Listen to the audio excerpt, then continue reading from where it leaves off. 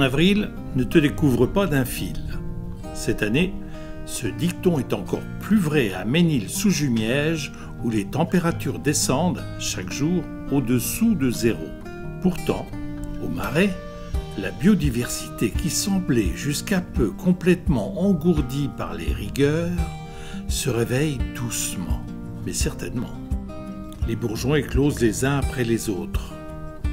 On aperçoit l'apparition des premiers rejets de saules, taillés en tétard cet hiver, et l'apparition des premières fleurs, typiques des zones humides, comme les populages des marais.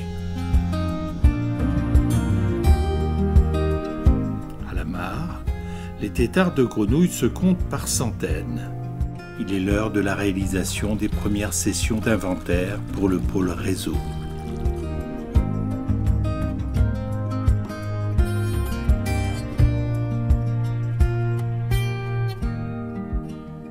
Bientôt, la couleur ocre des roseaux en hiver sera remplacée par une gamme de verts, tous plus éblouissants les uns que les autres.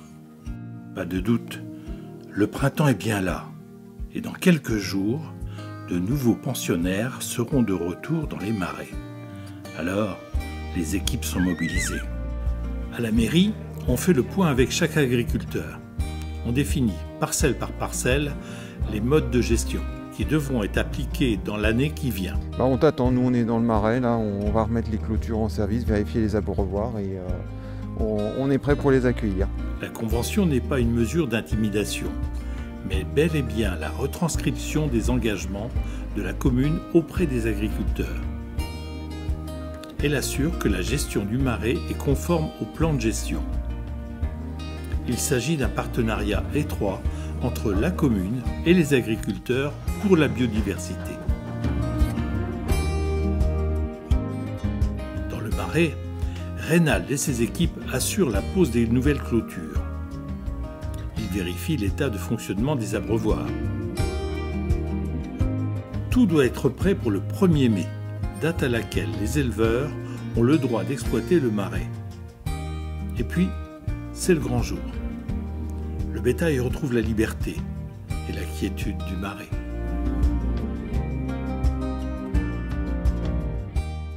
On nous a proposé de mettre des animaux sur la commune de Ménil-sous-Jumièges pour favoriser la biodiversité sur le marais. C'est-à-dire qu'on a un très faible chargement à l'hectare, ce qui permet à la flore de se développer correctement. Alors c'est notre première expérience sur la commune de Ménil-sous-Jumièges, mais j'ai déjà d'autres endroits sur certaines communes où on pratique aussi l'élevage extensif. Les principaux engagements sur le marais sont bien sûr un chargement très faible à l'hectare, d'environ un UGB2. Un UGB, c'est une unité gros bovin. En fait, la référence d'un UGB, c'est une vache adulte.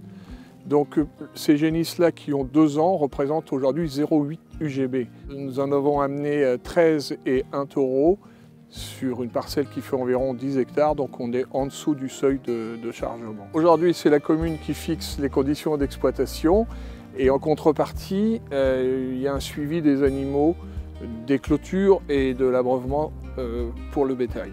Oui, c'est vrai, ils sont surveillés. Dès qu'il y a un souci, on nous appelle. Ça me rassure d'un côté parce qu'il y a une surveillance.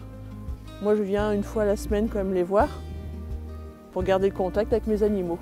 C'est assez compliqué à gérer parce qu'on a la douve et on a le parenchystomosis. Et ça, c'est des parasites qui se trouvent dans les zones humides. Il faut vraiment faire attention de bien traiter les animaux à la rentrée à l'étable. Parce que quand un animal est douvé ou quand il a le parenphystome, ça peut être très dangereux et ça peut même aller jusqu'à la mort. Ici, ces animaux-là sont apportés sans vermifuge. Ils seront vermifugés à la rentrée à l'étable, donc il n'y a pas de diffusion de vermifuge sur la prairie.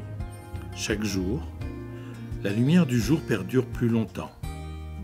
Les chants des oiseaux s'intensifient. La flore se diversifie et se colore de splendeur. Certains oiseaux, tels ce vanneau huppé, semble avoir choisi le marais de Ménil-sous-Jumièges comme site de nidification. À suivre. À bientôt sur tvie.tv.